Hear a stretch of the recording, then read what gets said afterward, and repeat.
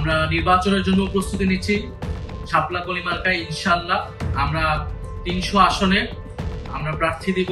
খালেদা জিয়ার কথা আমাদের নাসিরউদ্দিন পাটোয়ারি বলেছেন।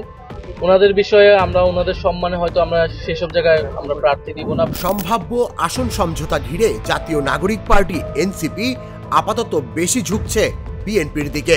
দুই দলের মধ্যেই চলছে অনানুষ্ঠানিক আলোচনা, যোগাযোগ আর হিসাব নিকাশ। সংশ্লিষ্ট সূত্র বলছে, ত্রয়োদশ জাতীয় সংসদ নির্বাচনে বিএনপির সঙ্গে অন্তত 20টি আসনে সমঝোতা চায় এনসিপি। শুধু আসন নয়, বিএনপি ক্ষমতায় গেলে মন্ত্রিসভায় 3টি পদও চাইছে দলটি। যদিও সবকিছুই এখনো অনানুষ্ঠানিক, এনসিপি জোটে যাবে না এককভাবে নির্বাচন করবে এই সিদ্ধান্ত এখনো ঝুলে আছে। জানা গেছে, দলের কিছু গুরুত্বপূর্ণ নেতা ব্যক্তিগতভাবে জামায়াতের সঙ্গেও যোগাযোগ রাখছেন, যদিও নেতৃত্বের বড় অংশ ডানপন্থী তকমা এড়িয়ে নিজেদের মধ্যপন্থী পরিচয় প্রতিষ্ঠায় আগ্রহী। বিএনপির একাধিক সূত্র জানায়, এনসিপি ঢাকায় 4টি আসন সহ অন্তত 20টি নির্বাচনী এলাকায় সমঝোতা চাইছে। এসব আসনের বেশিরভাগই বিএনপি প্রার্থী ঘোষণা করলেও আলোচনা এগোলে পরিস্থিতি বদলাতে পারে। প্রয়োজন হলে বিএনপি প্রার্থী সরিয়ে নিবে এমন ইঙ্গিত মিলেছে। বিএনপির একটি সূত্র জানায়, এনসিপি আসন ছাড়াও ভবিষ্যৎ নিরাপত্তা এবং 3 মন্ত্রীর দাবিও তুলেছে।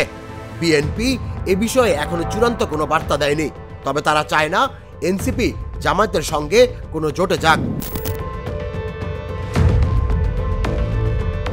এদিকে নির্বাচনী প্রস্তুতি জোরদার করছে এনসিপি। মঙ্গলবার দলটি গঠন করেছে কেন্দ্রীয় নির্বাচন পরিচালনা কমিটি। এই কমিটির প্রধান করা হয়েছে মুখ্য সমন্বয়ক নাসিরউদ্দিন পাটোয়ারিকে এবং সেক্রেটারি তাসনিম জারাকে।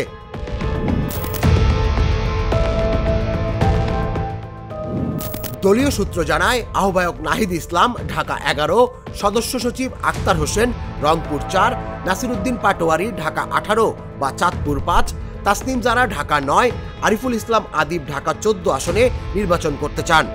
আরও অন্তত অর্ধশতাধিক কেন্দ্রীয় নেতা প্রার্থী হতে আগ্রহী। ছাত্রনেতা ও বর্তমান উপদেষ্টা মাহফুজ আলম ও আসিফ মাহমুদ বিএনপির সঙ্গে সমঝোতা হলে যথাক্রমে লক্ষ্মীপুর 1 ও ঢাকা 10 আসন থেকে নির্বাচন করতে পারেন, এমন আলোচনাও রয়েছে। এনসিপি বলছে তারা এককভাবে প্রতিদ্বন্দ্বিতা করার প্রস্তুতি নিচ্ছে। দলের যুগ্ম আহ্বায়ক মনিরা শারমিন জানান, জোট নিয়ে কোনো সিদ্ধান্ত হয়নি, পরিস্থিতি পর্যবেক্ষণ করছেন তারা। তফসিলের আগ পর্যন্ত সব সম্ভাবনাই খোলা রয়েছে।